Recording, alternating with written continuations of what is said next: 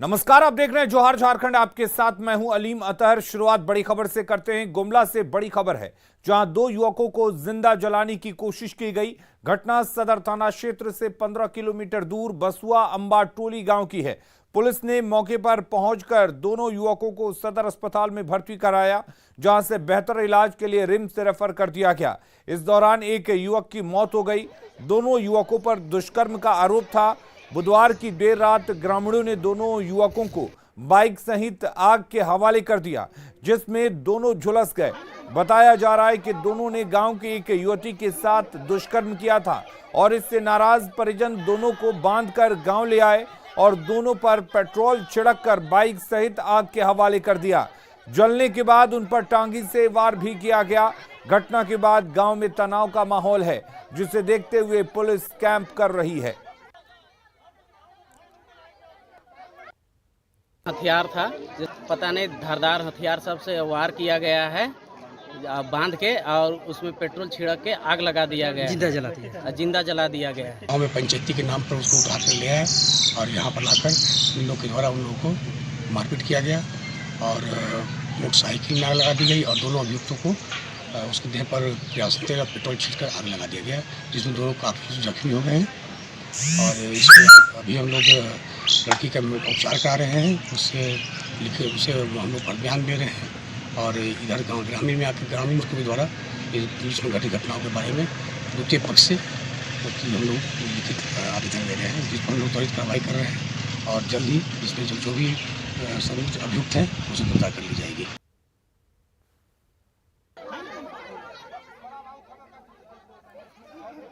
और रुपेश कुमार हमारे साथ जुड़े हुए हैं। रुपेश, आपसे जानना चाहेंगे पूरा मामला क्या कुछ है और फिलहाल क्या स्थिति है वहां पर।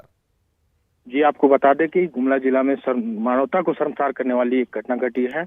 गुमला सदर थाना क्षेत्र के बसुआ अंबाटोली गांव में, जहां दो युवकों ने मिलकर के एक नाबालिग युवती के साथ में कल देर रात को दुष्कर्म किया था, जिसके बाद युवती के द्वारा अपने परिजनों को जाकर की घटना की जानकारी दी गई, जिससे कि आक्रोशित परिजन और लगभग 14 से 15 की संख्या में ग्रामीणों ने मिल करके पहले तो दोनों युवकों को पंचायती करने के नाम से घर से उठा करके पीड़िता का जो घर था वहां पर लेकर आया। फिर दोनों को बांध करके बाइक में आग लगा करके फिर पेट्रोल छिड़क के दोनों के ऊपर भी आग लगा दिया गया, जिससे कि एक की मौत हो गई और एक उसमें घायल है। जी रुपेश, आपसे जानना चाहेंगे, क्या पुलिस ने इन युवकों को जिंदा जलाने और मारने की कोशिश करने के आरोप में किसी को गिरफ्तार भी किया है? क्योंकि कई लोगों पर आरोप लगाए हैं मृतक के परिजनों ने। जी, जैसा कि आपको बता दें कि घटना के बाद पुलिस मौके पर पहुंची थी और पीड़िता और जो घायल थे उसको हॉस्पिटल लेकर आई थी। वहां तो उसका इलाज करवाया गया, लेकिन ग्रामीण है घटना के बाद में आज सुबह से ही उग्र थे। ग्रामीणों का कहना था कि लड़की झूठ बोल रही है और जो भी युवती थी उसके घर के ऊपर में वहां के जो ग्रामीण थे वो हमला करने का प्लान बना रहे थे, लेकिन समय रहते पुलिस मौके पर पहुंची और स्थिति को कंट्रोल में किया, नहीं तो आज बहुत बड़ी घटना फिर से घट सकती थी। जी, पुलिस लेकिन रुपेश, सवाल यही है कि लड़की अगर आरोप लगा रही है तो लड़की की जांच भी होनी चाहिए कि उसके साथ दुष्कर्म की घटना हुई है या नहीं, और अगर हुई भी है तो किसी को सजा देने का हक नहीं है इस तरह से, तो पुलिस को इस पर ठोस कार्रवाई करना चाहिए। बहुत शुक्रिया आपका तमाम जानकारी देने के लिए रुपेश। अगली खबर का रुख करते हैं। राजधानी रांची में आयकर विभाग की छापेमारी जारी है। रांची के मेन रोड, अपर बाजार, चुटिया, कांके रोड इलाके में आईटी की टीम एक साथ पहुंचकर रेड कर रही है। जानकारी के मुताबिक पुनीत पोद्दार और उनके करीबियों और सीए के ठिकानों पर छापेमारी की जा रही है। रांची के अपर बाजार के बाबूलाल प्रेम कुमार के दुकानों और गोदामों के साथ चर्च कॉम्प्लेक्स में सीए नरेश कुमार केजरीवाल के ठिकानों के साथ कांके रोड स्थित पुनीत पोद्दार के ठिकानों पर छापेमारी की जा रही है। वहीं पुनीत पोद्दार के घर पर आईटी की सबसे बड़ी टीम मौजूद है। आपको बता दें कि पुनीत पोद्दार का कपड़ा, 4 व्हीलर, 3 व्हीलर, 2 व्हीलर सहित कई अन्य व्यवसाय हैं और उसे लेकर उन पर वित्तीय अनियमितता की शिकायत आईटी की टीम को मिली थी, जिसके आधार पर कार्रवाई की जा रही है।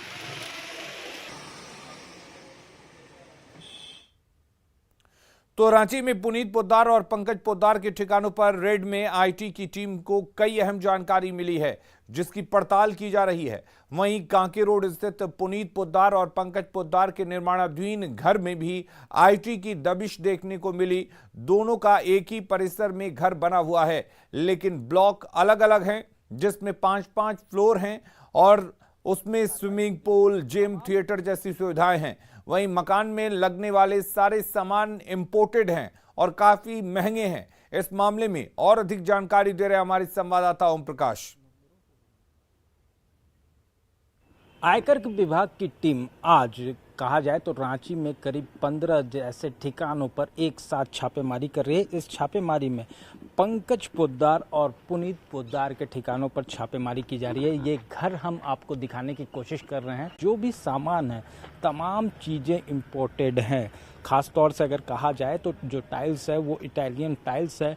वहीं पर जयपुर से, महाराष्ट्र से, तमाम जगहों से जो महंगे सामान है, जो ऐशो आराम के सामान है, वो मंगाए गए हैं। वहीं पर जिम हो, स्विमिंग पूल हो, दोनों अगर कहा जाए तो दोनों 5-5 फ्लोर का एक घर है, जिसमें कि ये पूरी व्यवस्था मौजूद है। दोनों की तरफ 5-5 फ्लोर है और तमाम चीज़ें इन दोनों जो घर हैं उसमें मौजूद हैं।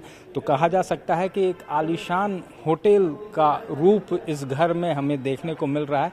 हालांकि अभी आईटी की टीम की यहाँ पर छापेमारी कर रही है और जो जानकारी मिल रही है उसके अनुसार कई अहम जो कागजात हैं वो बरामद हुए हैं और पूरी तरह से उन कागजातों को भी खंगाला जा रहा है। वहीं अन्य जो एसेट्स हैं, जो संपत्तियां हैं, उसे भी जो आयकर की टीम है लगातार खंगालती हुई नज़र आ रही है।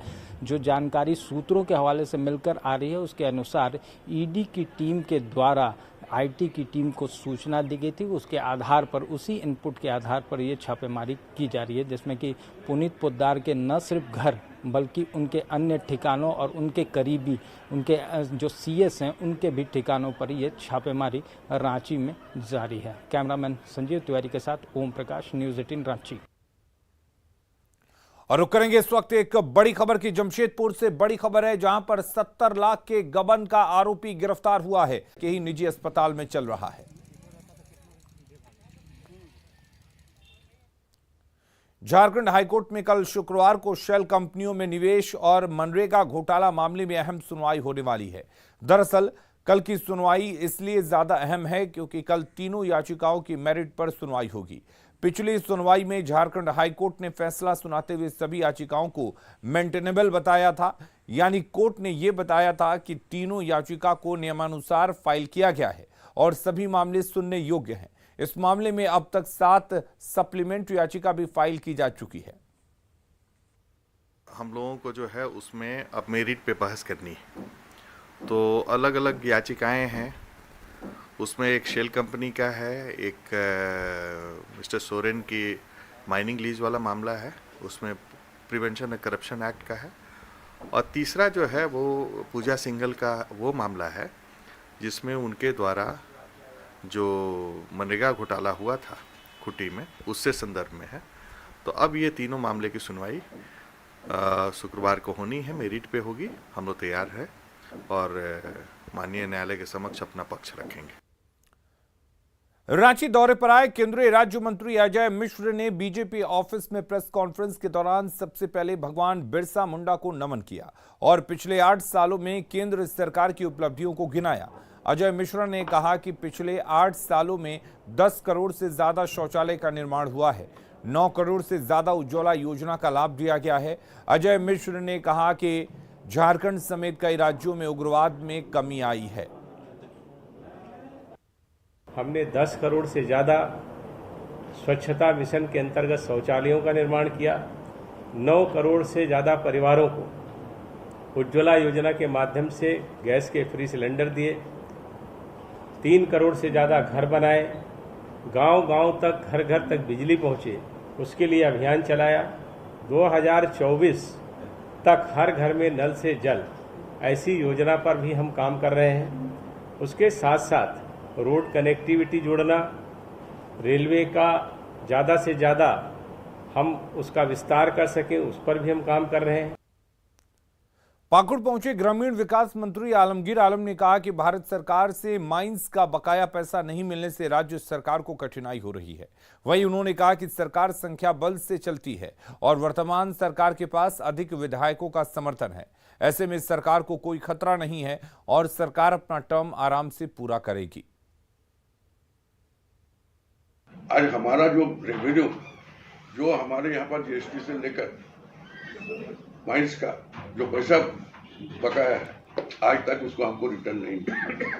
इसके कारण जो भी हमको जरूरत की चीजें हैं जिसको पैसा देकर हमें खरीदना होता है सरकार को, उसको ठीक सा समय हम पैसा नहीं देंगे के कारण आज हर चीज के बिजली बोलिए और भी दूसरी चीज को हमको कमी दिख रही है। जब भी कोई सरकार बनती है तो संख्या बल पर ही सरकार का निर्णय लिया जाता है और उसको दिया जाता है एमएलए से लेकर मंत्री तक। और आज भी हमारे पास संख्या बल दूसरे दलों से बहुत अधिक है, इसीलिए सरकार पर कोई खतरा नहीं है। सरकार अपने समय अपना कार्यकाल पूरी करेगी।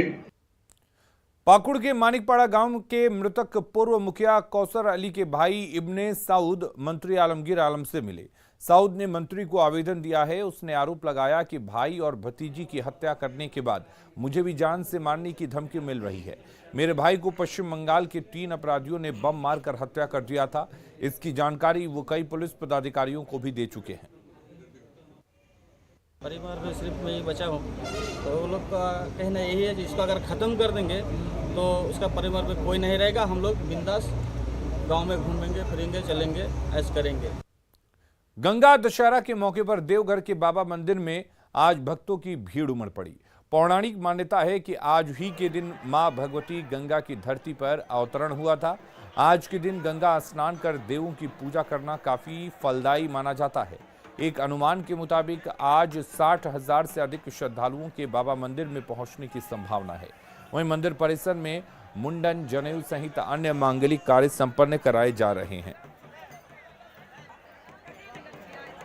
आज का दिन जो है बहुत अच्छा दिन होता है, इसलिए आज के दिन जाति लोग या हमारे जो पुरोहित भी है आज के विशेष दिन में जो है यज्ञोपवीत बच्चे लोग का यज्ञोपवीत संस्कार कराते हैं और मुंडन कराते हैं। धार्मिक अनुष्ठान आज करने से इसका फलाफल जो है चतुर्गुण 4 गुण बढ़ जाता है। और अब बात धरती आबा की। धरती आबा भगवान बिरसा मुंडा की आज पुण्यतिथि है। राज्यपाल रमेश बैस और मुख्यमंत्री हेमंत सोरेन ने रांची में धरती आबा की समाधि स्थल पर पहुंचकर उनकी प्रतिमा पर माल्यार्पण किया। पुण्यतिथि के मौके पर समाधि स्थल को फूलों से सजाया गया था। इस दौरान राज्यसभा सांसद महुआ मांझी भी मौजूद रहीं। सभी ने धरती आबा को नमन किया, साथ ही जल, जंगल और जमीन के लिए उनकी लड़ाई को याद किया।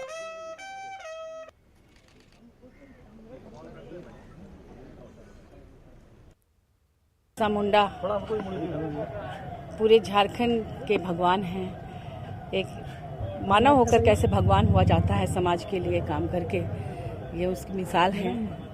और उनके जो सपने थे उनको पूरा करने का बीड़ा हमारे आदरणीय विश्वम गुरु शिबू सोरेन जी ने उठाया है, माननीय मुख्यमंत्री जी ने और पूरी पार्टी ने उठाया है।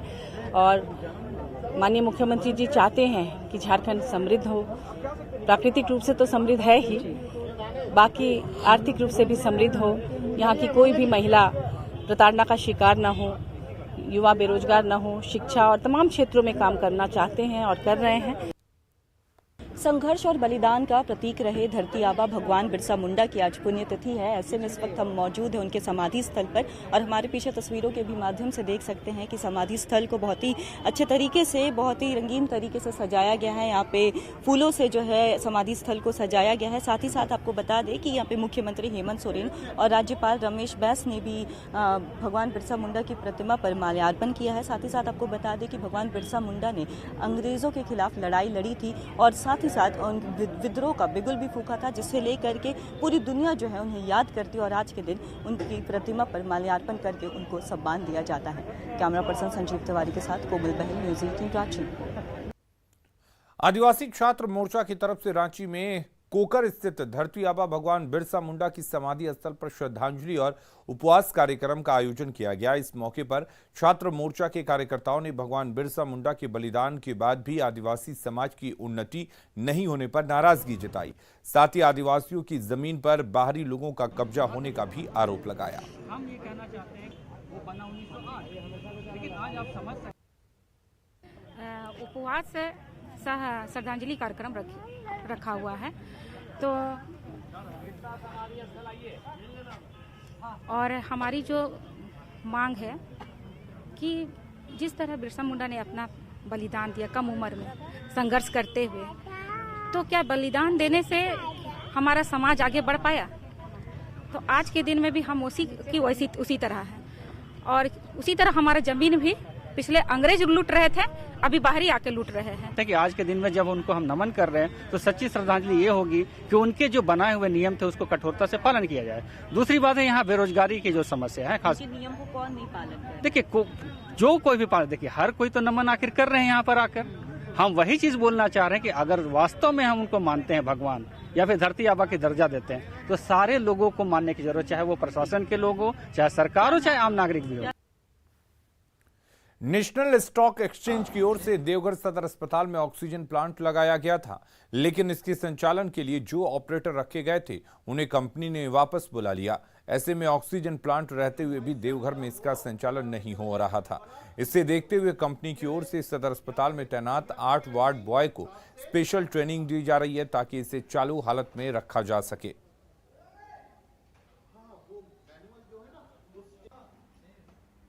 उसके ऊपर हमने एक बार ट्रेनिंग दिया था, उसके बाद ब्रीका ट्रेनिंग दे रहे हैं for the sustainability. Due to अभी ऑक्सीजन का डिमांड कम है, लेकिन इस बेसिस पे भी हमको पीएसए प्लांट को चलाना है।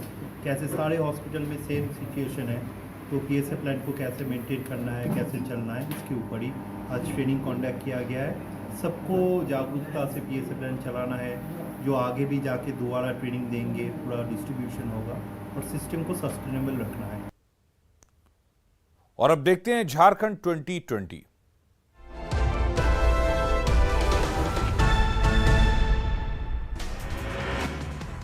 सिमडेगा में सदर अस्पताल के गेट पर धरने पर बैठे स्वास्थ्य कर्मी कोरोना काल में सेवा के बाद बिना पैसे दिए काम से हटाने पर जताई नाराजगी, बकाया पैसे देने के साथ फिर से बहाली की मांग की। दुमका में झारखंड आंदोलनकारी और जेएमएम कार्यकर्ता राजेंद्र यादव पर जानलेवा हमला किया गया, साजिश के तहत हमले का लगाया आरोप, सीएम से मिलकर आरोपियों पर कार्रवाई करने की मांग। धनबाद के तोपचांची में बेटी की शादी के लिए बैंक से पैसे निकालकर ले जा रहे दंपति से लूट, 1,15,000 रुपये लेकर अपराधी फरार। गढ़वा के रमना इलाके में भूमि विवाद को लेकर 2 गुटों में झड़प, महिला समेत 6 लोग घायल, विवादित जमीन पर घर बनाने को लेकर बढ़ा था विवाद। पाकुड़ के महेशपुर में देवी नगर गांव में मोबाइल कंपनी के टावर में शॉर्ट सर्किट से लगी आग, लोगों ने आग पर पाया काबू, मौके पर अफरा तफरी का रहा माहौल। धनबाद के बरूरा इलाके में फाइनेंस कंपनी कर्मी से 1,23,000 कैश के साथ टैब की लूट, बाइक सवार अपराधियों ने वारदात को दिया अंजाम, संदेह के आधार पर एक आरोपी हिरासत में। धनबाद के कालू बथान में सरकारी पाइप की चोरी में जुटे चोरों की कोशिश विफल, ट्रक में लोड करने के दौरान ग्रामीणों ने घेरा, 26 सरकारी पाइप और ट्रक जब्त। लोहरदगा में गंगा दशहरा के मौके पर देवनद दामोदर महोत्सव में पहुंचे विधायक सरयू राय, पूजा अर्चना के बाद चूल्हा पानी तक की यात्रा पर रवाना हुई सरयू राय। सरायकेला खरसावा में संजय कुमार महतो की हत्या मामले में आरोपी दीपक भोई गिरफ्तार, जमीन के लिए दलाली और रंगदारी के विवाद में हत्या की स्वीकारी बात। पाकुड़ में पत्थर माफियाओं के खिलाफ खनन विभाग की कार्रवाई, हिरणपुर के इलाके में 10 स्टोन क्रशर को किया गया सील। गिरिडीह में राज्य मंत्री अन्नपूर्णा देवी कई योजनाओं के लाभुकों को बांटी, परिसंपत्ति केंद्र में मोदी सरकार के 8 साल की उपलब्धियों को गिनाया। जामताड़ा में अवैध बालू खनन के खिलाफ कार्रवाई, देवलकुंडा घाट पर छापेमारी के दौरान बालू लदे 7 ट्रैक्टर जब्त, बंगाल में की जा रही थी तस्करी।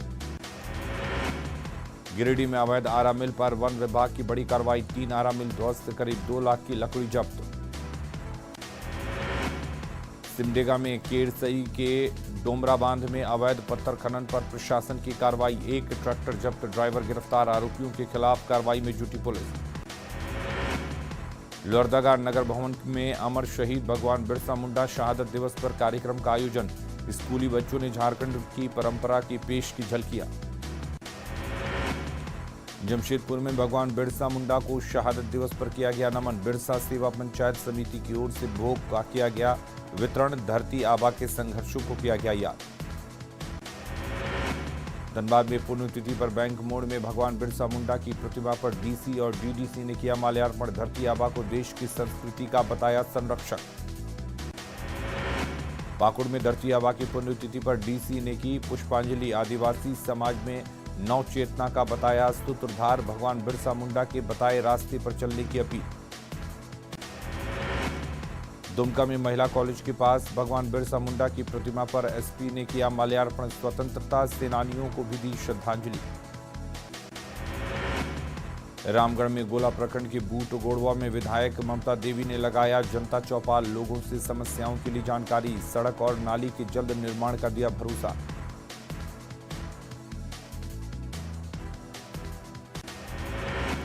और खबरें लगातार जारी हैं। आप बने रहिए न्यूज़ 18 बिहार झारखंड के साथ।